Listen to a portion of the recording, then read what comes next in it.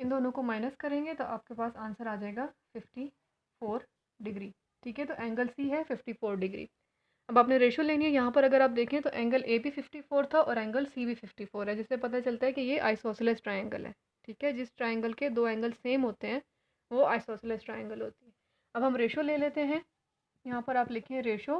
Ratio हमने किसकी लेनी थी? Angle A plus angle B की रेशो लेनी थी एंगल सी के साथ। तो इन दोनों का सम क्या था? 126 और सी कौन सा आया हमारे पास? 54। अब अगर आप इनकी रेशो सॉल्व करना चाहें तो 6 के टेबल से ये दोनों डिवाइड हो जाते हैं। 6 9 ज़ार एंड 6 21 ज़ार। ठीक है, मज़ीद डिवाइड करना चाहें तो 3 से हो जाते हैं। 3 7 ज़ार एंड 3 3 ज़ार। तो यहाँ पर आप लिख दें 7 डिवाइडेड बाय 6, यहाँ पर लिख दें डिवाइडेड बाय 3। अगर आपको यहाँ पर इस तरह समझ नहीं आता कि ये कैसे हुआ है तो आप इसको रफ वर्क में यहाँ पे 126 रेशो 54 की कटिंग कर सकते हैं। 6 9 ज़ार एंड 6 2 ज़ार 12 1 6 1 ज़ार 6 3 3 ज़ार 9 एंड 3 7 ज़ार 21। So this is the ratio of first sum of the first two angle with the ratio of third angle. ठीक है, this is your required answer. Hope you get it. पहले आपने एंगल सी फाइंड करना है। वो कैसे find होगा? इन दोनों को प्लस करके 180 में से माइनस करके। इन दोनों का प्लस क्या था? 126। 180 में से 126 माइनस हुआ तो 54 डिग्री। नाउ इसका सम का और एंगल सी का रेशो लिया फॉर द डिविजन्स की, तो you get the required answer. Now come to question number 8। Question number 8 हमारे पास है, अली's father earns a salary of rupees 40,000 in a month, while his father's monthly expenditures are rupees 35,000. Find the ratio of his father's, यानी इसमें हमने ratios find करनी है किस किस चीज़ की? Income to expenditure, expenditure to savings and income to savings. ठीक है, इसमें तीन चीज़ें हैं, इनकम, एक्सपेंडिचर एंड सेविंग।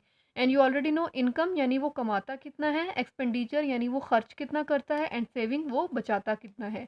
तो आप देख रहे हैं कि क्वेश्चन में आपको इनकम दी हुई है और एक्सपेंडिचर्स दिए हुए हैं, सेविंग नहीं दी हुई।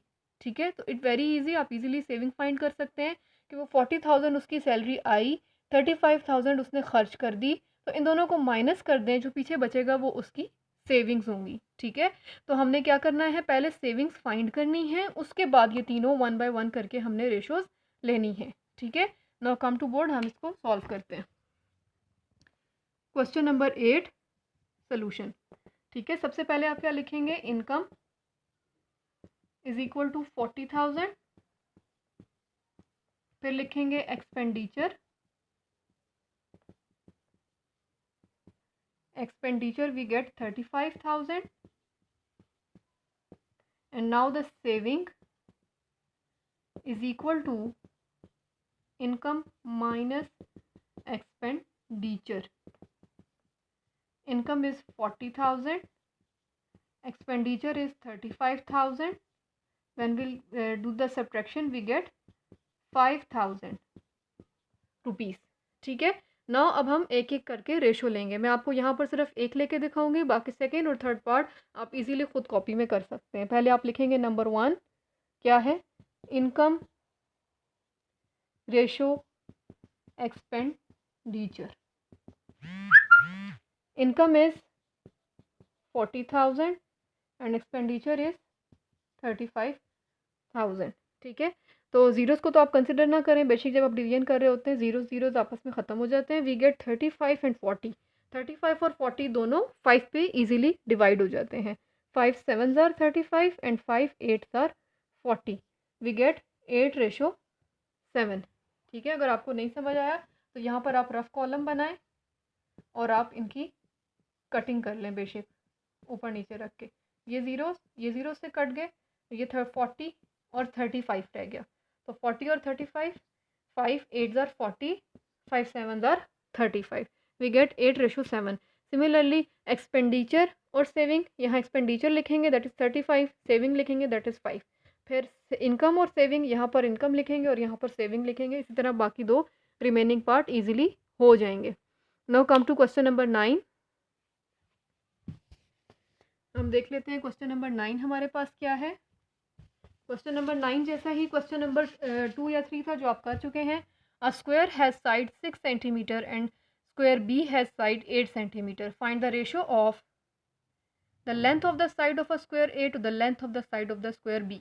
ठीक है, दो स्क्वायर हैं, एक स्क्वायर की साइड 6 सेंटीमीटर है, दूसरे स्क्वायर की साइड 8 सेंटीमीटर है। ठीक है, जैसे स्क्वायर की चारों साइड्स आपस में बराबर होती हैं, इसीलिए एक मेजरमेंट दी जाती है। अगर यहाँ पर रेक्टेंगल की बात हो रही होती तो आपको दो मेजरमेंट दी जाती, लेंथ और विड्थ। ठीक है, लेकिन स्क्वायर की चारों साइड बराबर होती हैं, तो एक स्क्वायर की चारों साइड 6 हैं, एक स्क्वायर की चारों साइड 8 हैं, तो आपने दोनों की रेशो लेनी है। इन अदर वर्ड्स 6:8 लेनी है। नंबर 2 सेकेंड पार्ट इसका है area of square A to the area of square B.